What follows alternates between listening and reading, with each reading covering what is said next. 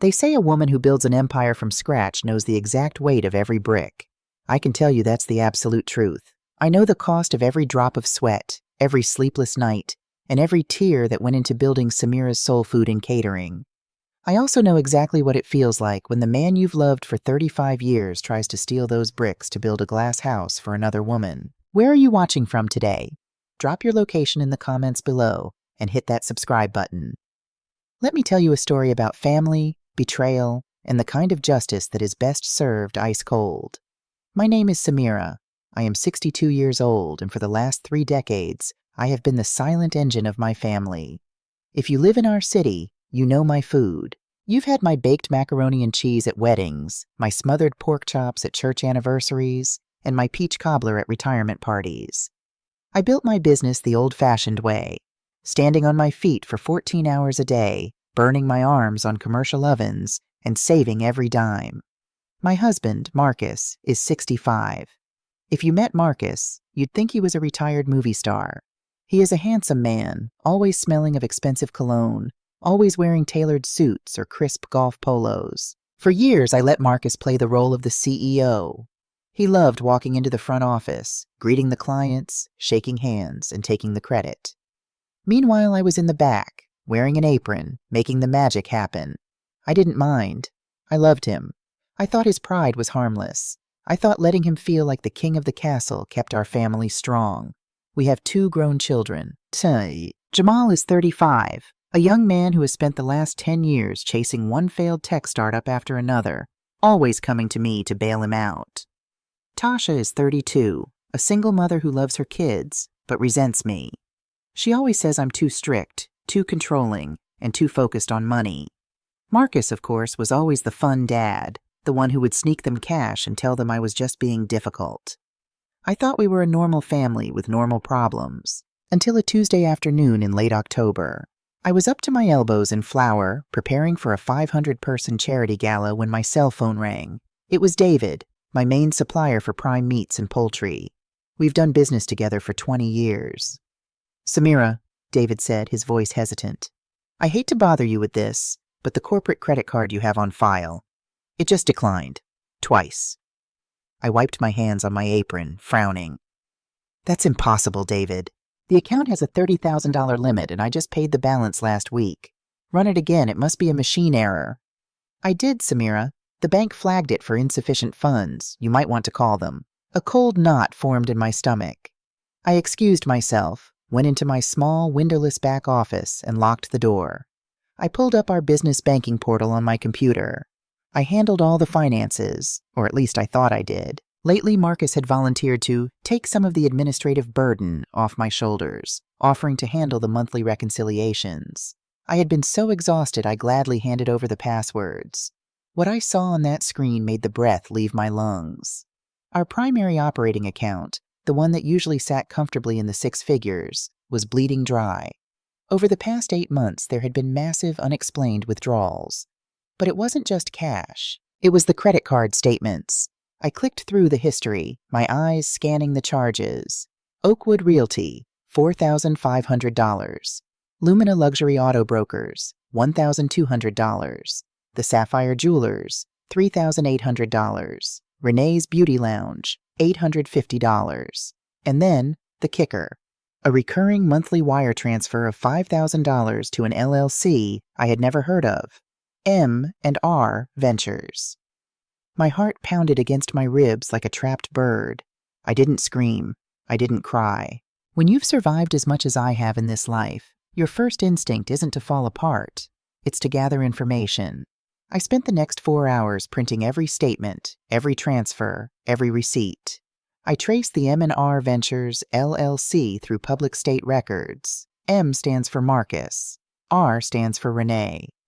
Renee was a 45-year-old woman who owned a failing boutique across town. I knew her vaguely from a few community events. She was the kind of woman who played the damsel in distress perfectly, soft-spoken, always needing a strong man to help her with her bags or her business advice. Apparently, my husband had decided to be her savior, using my money. The Oakwood Realty charges? A down payment and monthly mortgage on a beautiful 4-bedroom suburban house. The luxury auto brokers? A lease on a brand new Mercedes SUV. My husband, the man whose underwear I still folded, the man who complained about the price of my arthritis medication, was funding an entire second life. That evening, Marcus came home whistling. He kissed me on the cheek, told me he had a long day of networking, and asked what was for dinner. I looked at this man, the father of my children, and felt absolutely nothing.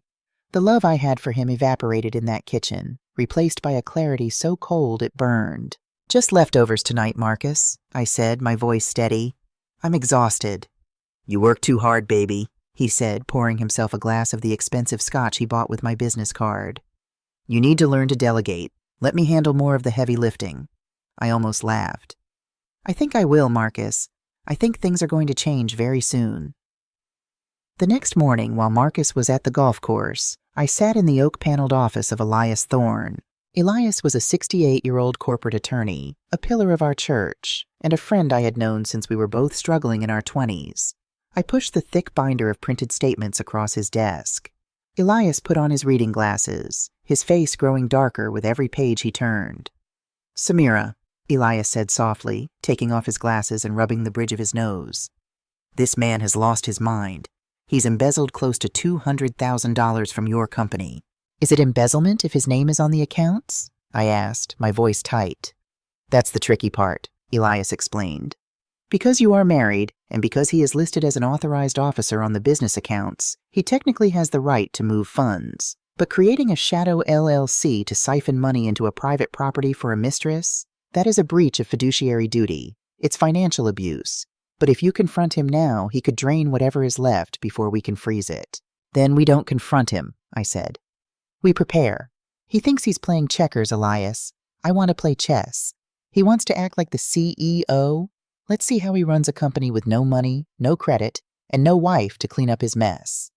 Over the next 3 weeks, Elias and I worked in absolute secrecy. We didn't just plug the holes. We rerouted the entire river. Because Samira's soul food was originally founded before my marriage, and the trademark was entirely in my name, Elias helped me create a new corporate entity. A legally ironclad trust. I quietly transferred our most valuable vendor contracts, the client lists, and the intellectual property to the new trust. I opened new bank accounts that Marcus didn't even know existed. I left the old accounts open, the ones Marcus had access to, but I let them dry up, leaving just enough to cover basic operating expenses so he wouldn't suspect a thing. Meanwhile, I played the part of the tired, oblivious wife perfectly. I ironed his shirts. I listened to his lies about business trips. I watched him text his mistress from across the dinner table. Every time he smiled at his phone, I thought about the legal papers sitting in Elias's safe. Then came the third Sunday in November, the day of our annual family cookout. In my family, the Sunday cookout is sacred. It's held at our house, and everyone comes. My children, my cousins, the aunts and uncles. It's a day of loud music, spades games on the patio, and tables groaning under the weight of good food. I was at the grill, flipping ribs, when the chatter in the backyard suddenly died down. The kind of silence that makes the hairs on your arms stand up. I turned around. Marcus was walking through the side gate, and holding his hand, looking nervous but defiant, was Renee. My 35-year-old son, Jamal, dropped his beer bottle. It shattered on the patio. My daughter, Tasha, covered her mouth.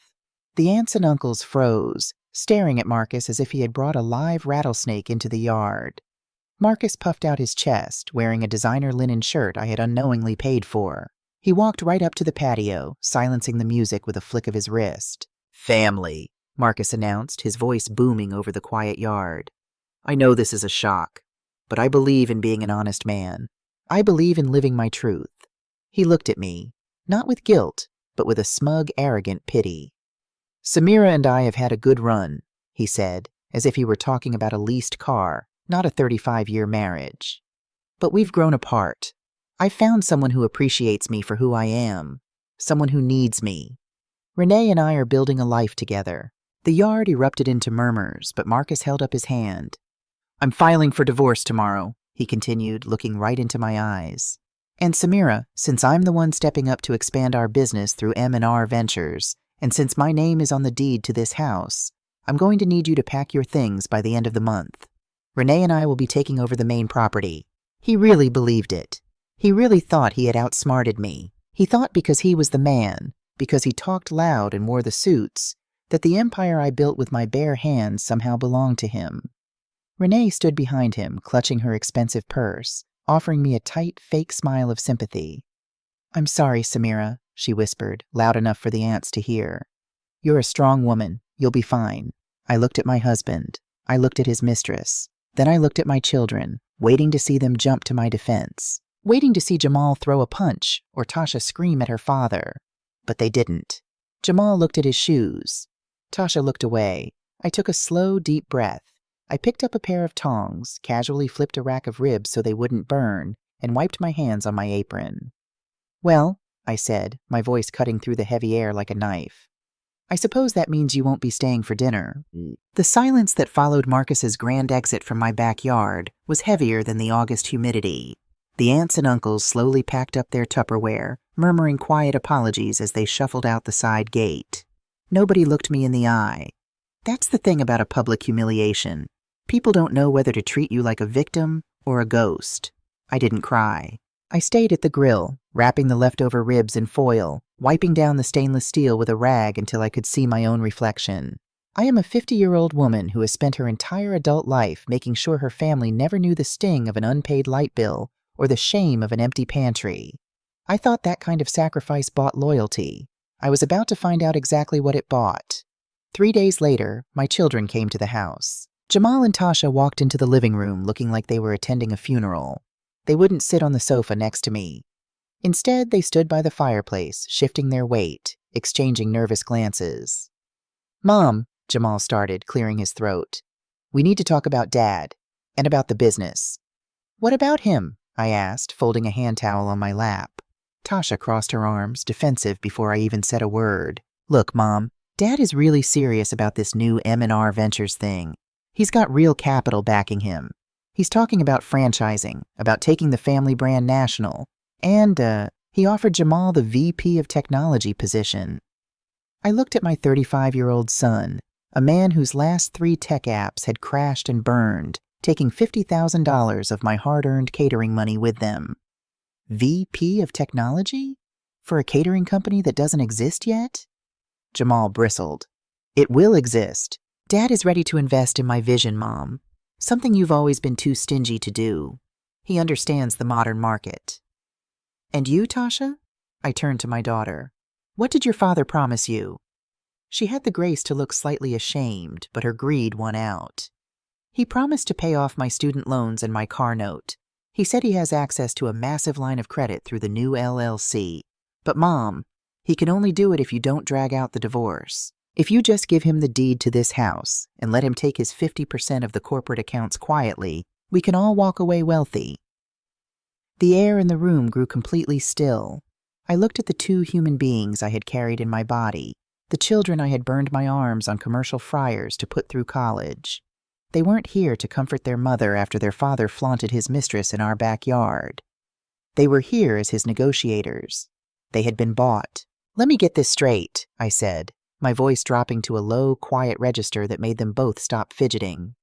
"You want me to surrender the home I paid for and hand over half of the business I built from scratch so your father can fund your fantasies using money he plans to steal from me?" "It's not stealing, Mom," Jamal argued, stepping forward. "His name is on the LLC. He worked for the company, too. You've always been a control freak. For once in your life, just let Dad lead. Let him take care of us." I stood up slowly. I walked over to the entryway console table and picked up a small silver tray. I held it out to them. "House keys," I said. "Excuse me?" Tasha blinked. "Your house keys, and the corporate credit cards I gave you both for emergencies. Put them on the tray." "Mom, you're being dramatic," Jamal scoffed. "I am being a businesswoman," I replied, my eyes locked onto his. "Since you two have decided to accept employment and financial support from M&R Ventures, it is a conflict of interest for you to hold assets belonging to Samira's soul food. Keys, cards, now." They argued, they yelled. Tasha even squeezed out a few tears, calling me a bitter, jealous old woman who was driving her family away. But when they saw the dead, unyielding look in my eyes, they emptied their pockets. They threw the keys and the black cards onto the silver tray. The clatter echoed in the quiet house. As the front door slammed behind them, my heart shattered into a million irreparable pieces. But a strange thing happens when your heart breaks completely. It stops aching. It just turns to ice. I picked up my phone and called my lawyer, Elias. "Elias," I said. "They chose him. Shut it all down. Every single dime." For the next 2 weeks, Marcus lived like a king in his new suburban castle. According to the community grapevine, he and Renee were throwing lavish dinner parties, bragging about their new corporate venture. Renee was getting her nails done every 3 days, driving her new Mercedes around town like she was royalty. Marcus was busy trying to poach my clients. He was visiting the upscale event planners in the city, handing out glossy M&R Ventures business cards, promising them the same authentic Southern menus but with upgraded modern management. He thought he was invincible. Right up until the morning he walked into Imperial Restaurant Supply to buy $80,000 worth of commercial kitchen equipment for his new prep center.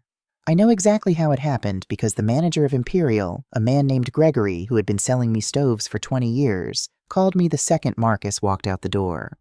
"Samira," Gregory whispered into the phone, "your husband just came in here with some young woman. Tried to buy 3 walk-in freezers and a fleet of convection ovens." He handed me the corporate black card. "And what did the machine say, Gregory?" I asked, sipping my morning coffee on my patio. "Declined. Code 05. Do not honor." He got loud, Samira. Started yelling at my cashier, saying he's a millionaire and our machines were broken. He pulled out 2 other cards tied to your joint accounts. Declined. Declined. He stormed out of here looking like he'd seen a ghost. The ghost wasn't in the machine. The ghost was the illusion of his wealth evaporating into thin air. 20 minutes later, the heavy glass door of my catering headquarters flew open so hard it cracked against the doorstop. Marcus marched into the main prep kitchen, his face flushed a deep, violent purple. The kitchen staff, my loyal crew who had been with me for a decade, stopped chopping and stared. "Get out," Marcus barked at the staff. "Everybody out. I need to speak to my wife." I didn't look up from the clipboard I was reviewing. "You don't work here, Marcus. You don't get to dismiss my staff. Keep chopping, everyone." Marcus stormed into my small back office and slammed the door behind us. "What the hell did you do, Samira? I just tried to make a purchase for the new branch, and the bank told me the accounts are frozen. They said the main operating account is overdrawn." "Oh, it's not frozen, Marcus," I said calmly, taking off my reading glasses. "It's just empty." "Empty? We had $400,000 in liquid capital in that account," he screamed, slamming his hands on my desk. "Did you steal my money?" "Your money?" I tilted my head, looking at him as if he were a slow child. "Marcus, you embezzled $187,000 over the last 2 years to buy a house, a car, and designer bags for your mistress. Did you really think I wouldn't balance my own books?" He flinched, but the arrogance quickly returned. "I am a 50% partner in this LLC. My name is on the incorporation papers. You can't just hide the money, Samira. That's illegal. I'll call my lawyer right now and have you arrested for financial fraud." I leaned back in my chair and smiled. It was a cold, terrifying smile. "Call him," I whispered. "But while you're on the phone, you might want to ask him to explain corporate restructuring. You see, Marcus, Samira's Soul Food LLC, the company you have half ownership of, hasn't been an operating business for 6 months. His face went blank. "What are you talking about?" 6 months ago, I established a blind trust, I explained, speaking slowly so he could absorb every agonizing word. I legally transferred all of our vendor contracts, our intellectual property, our recipes, and our client lists into a new entity, an entity solely owned by my trust. The LLC that your name is attached to is nothing but a hollow shell. It holds no cash. It holds no contracts. I stood up and leaned over the desk, invading his space. "Do you know what that shell company does hold, Marcus? It holds the massive debt you accumulated. It holds the line of credit you maxed out to pay for Renee's Mercedes. It holds the liability. You aren't a millionaire, Marcus. You are the 50% owner of a bankrupt corporation." "You can't do that," he stammered, the color draining from his face. Sweat began to bead on his forehead. "The house. I put the down payment on the Oakwood house from that account." "Yes, you did," I agreed pleasantly. "Which means you used funds from an insolvent company to purchase a private asset. That's called fraudulent conveyance. My lawyer informed the bank about it yesterday. In fact, I imagine Renee is getting a visit from the repossession agents right about now." Right on cue, his cell phone began to ring. The screen lit up with Renee's face. He stared at it as if it were a live grenade. "You better answer that, Marcus," I said softly. "I hear she gets very anxious when she doesn't have a strong man to protect her." The phone on Marcus's palm buzzed like an angry hornet. Renee's picture, a heavily filtered selfie of her pouting in the passenger seat of the Mercedes I had inadvertently paid for, lit up the screen. I didn't say a word.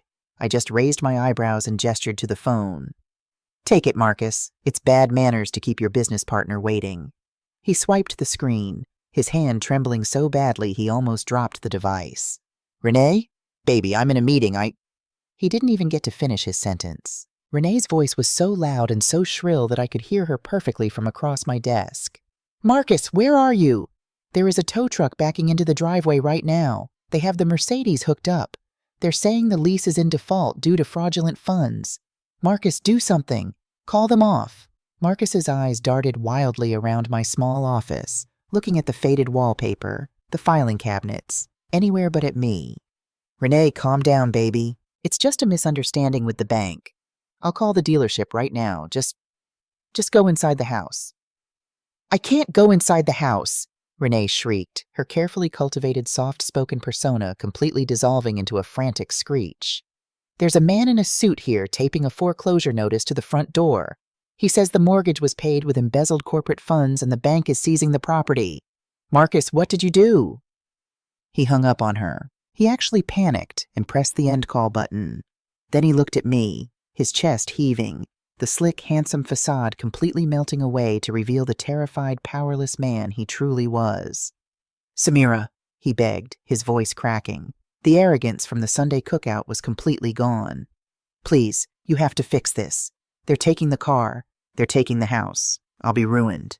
I stood up, smoothed down the front of my apron, and walked around my desk. I opened the door to the main kitchen, where 20 of my staff members had suddenly become very interested in peeling potatoes in absolute silence. "I'm not fixing anything, Marcus," I said loudly, my voice carrying over the hum of the commercial refrigerators. "You wanted to be the boss. You wanted to run the empire. Well, congratulations. You are now the sole manager of a bankrupt shell company with nearly $200,000 in liabilities.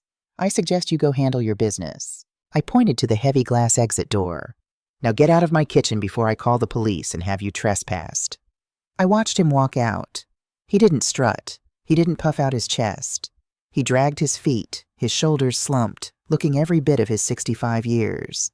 He looked like an old, tired man who had just realized he had gambled his entire life away on a pair of loaded dice. If you're enjoying this story, let me know in the comments if you've ever had to watch karma do its work up close. It is a beautiful, terrible thing to witness.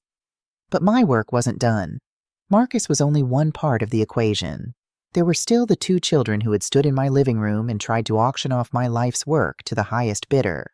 It took exactly 48 hours for reality to hit Jamal and Tasha. I was at the bank on a Friday afternoon, finalizing the payroll for my new trust-owned company, when my cell phone rang. It was Jamal. I let it go to voicemail. 5 minutes later, Tasha called. I let that go to voicemail too.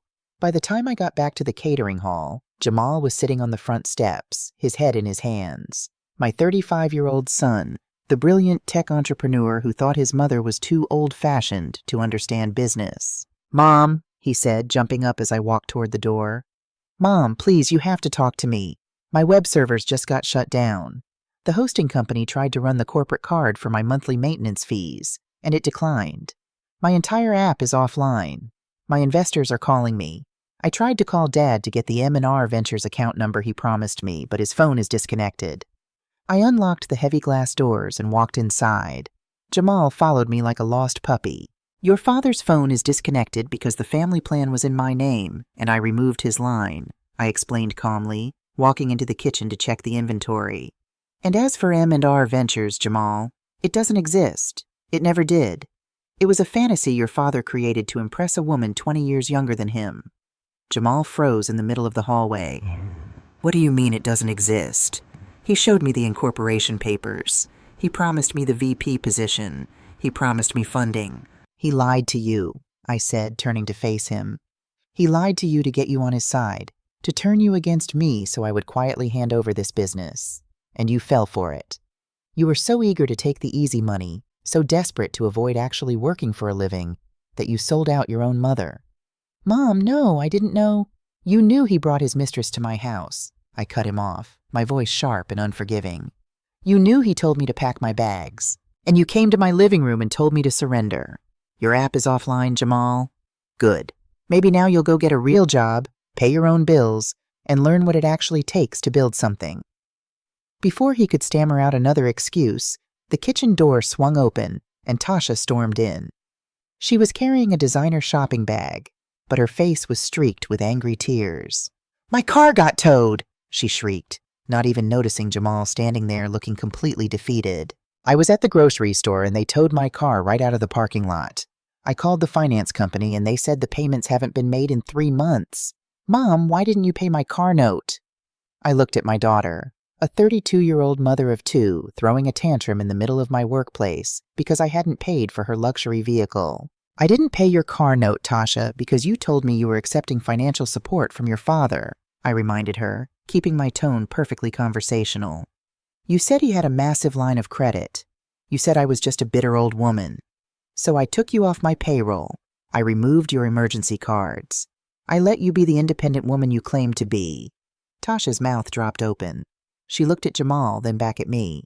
"But Dad doesn't have any money. He just called me begging to borrow $500 for a motel room."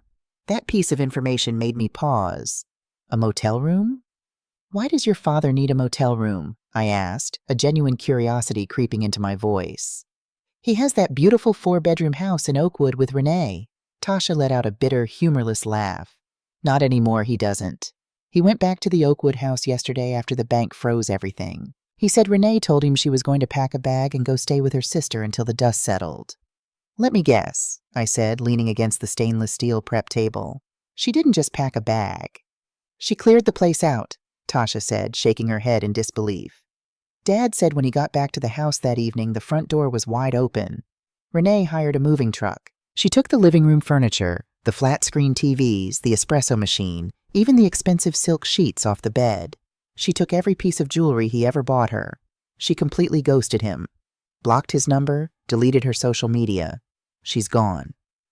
I couldn't help it. A slow, deep chuckle rumbled in my chest. It started small, but then it grew into a full, hearty laugh that echoed off the tile walls of the kitchen.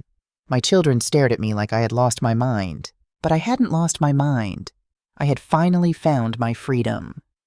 Marcus thought he had bought the loyalty of a beautiful younger woman.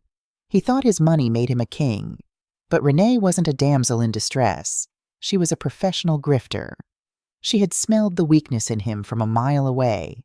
She played her part perfectly as long as the credit cards kept clearing. But the minute she realized the golden goose was actually a broke 65-year-old man with a mountain of debt, she packed up the circus and moved on to her next mark, leaving Marcus completely alone.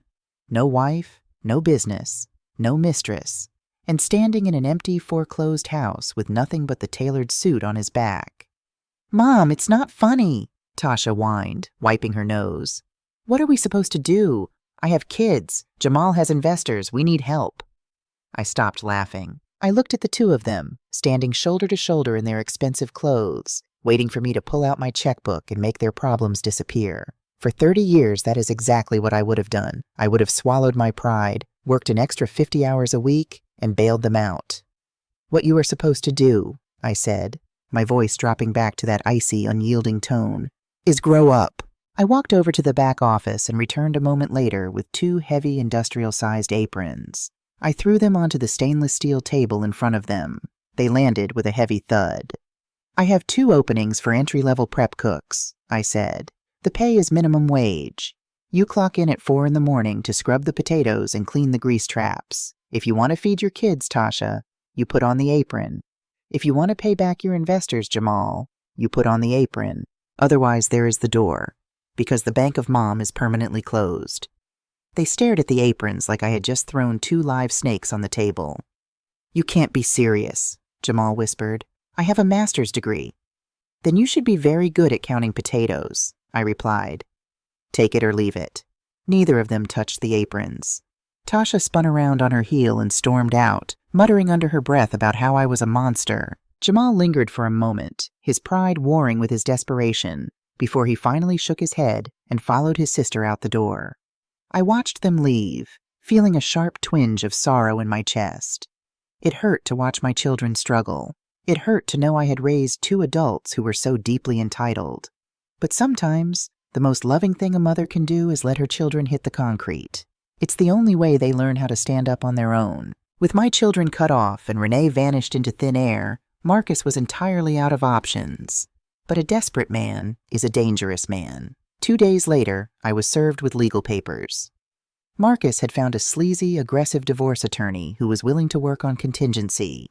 The papers were a masterpiece of legal fiction. Marcus was suing me for half of the original LLC's stated value, claiming I had illegally hidden marital assets and committed corporate espionage by transferring contracts to my trust. He was demanding an emergency injunction to freeze my new accounts, and demanding that I pay him $10,000 a month in spousal support because he was now destitute and homeless due to my vindictive actions.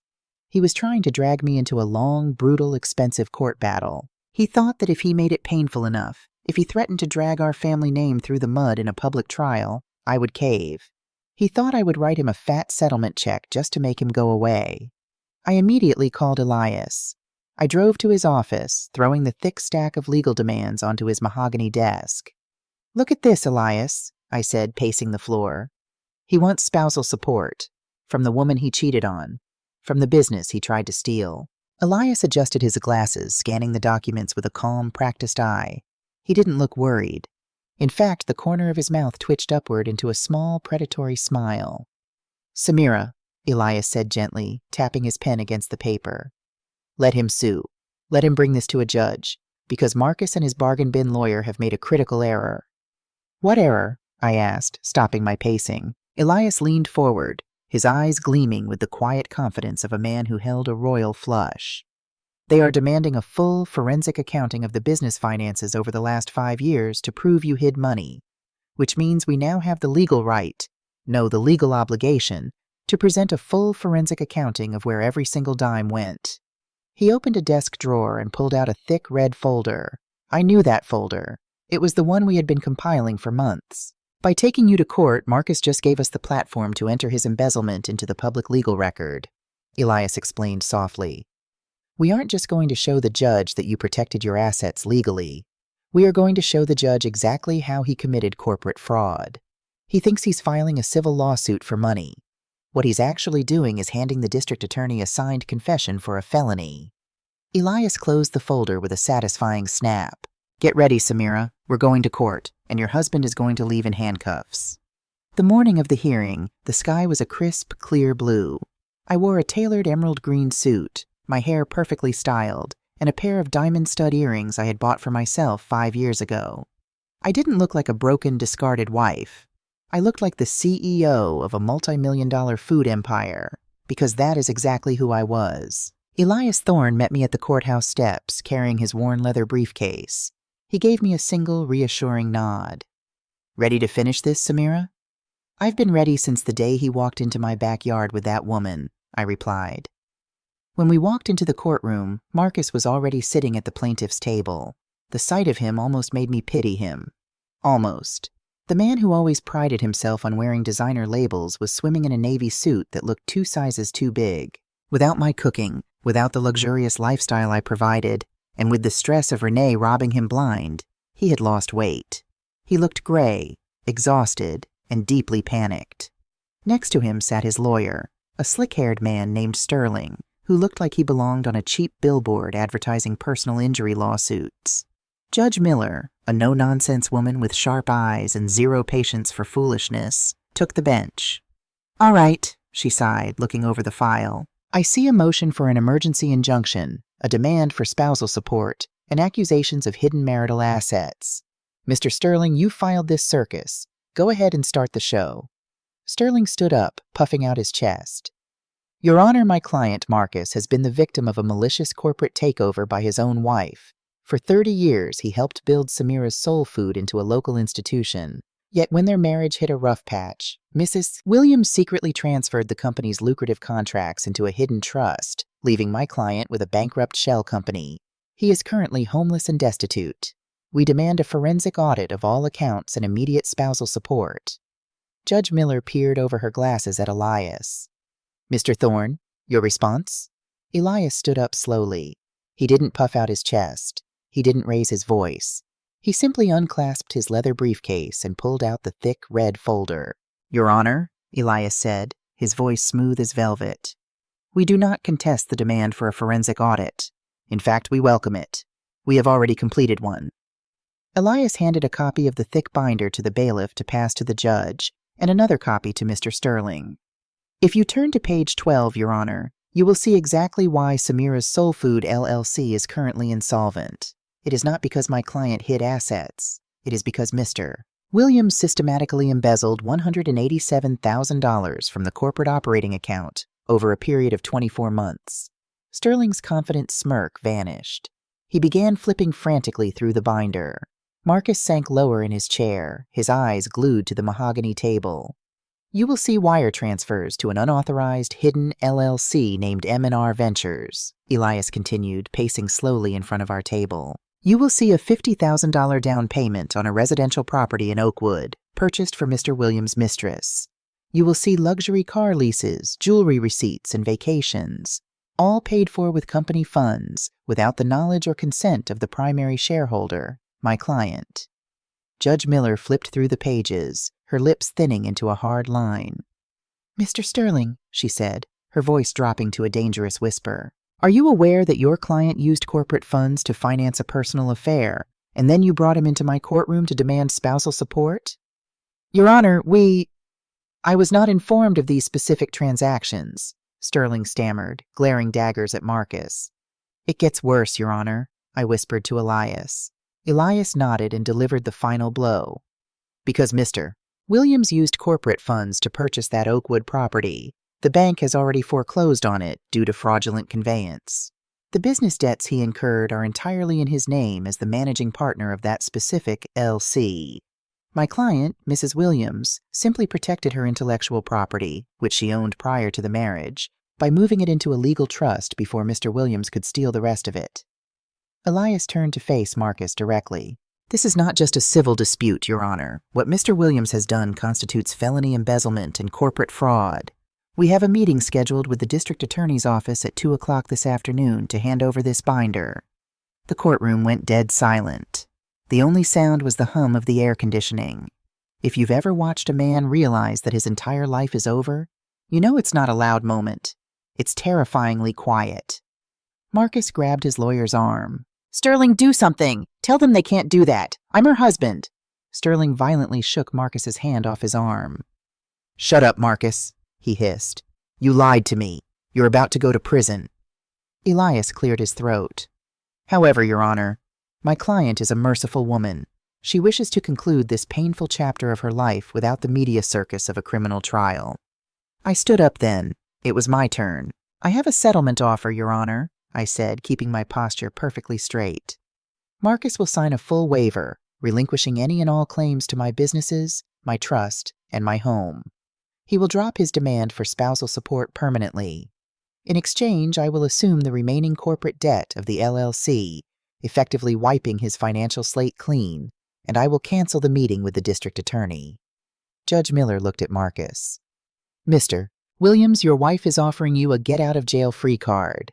She is offering to pay off the massive debt you accumulated while cheating on her, just so she never has to look at you again.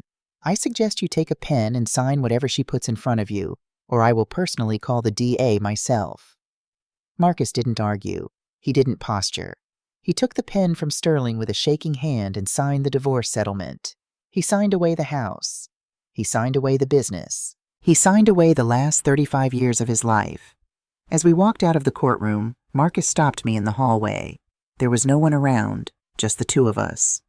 Samira, he whispered, his eyes filled with tears. I have nothing. No house, no car, no credit. Renee took my clothes, Samira. She took everything. Where am I supposed to go? I looked at this man. I remembered the days when we were young, building a dream together. I remembered the Sunday dinners, the laughter, the life we had shared. But the woman who loved him had died the day he brought his mistress to my cookout. I hear there are some very affordable studio apartments on the east side, Marcus, I said softly. You've got a clean slate now. Better start looking for a job. I turned on my heel and walked out the heavy glass doors into the bright, warm sunlight.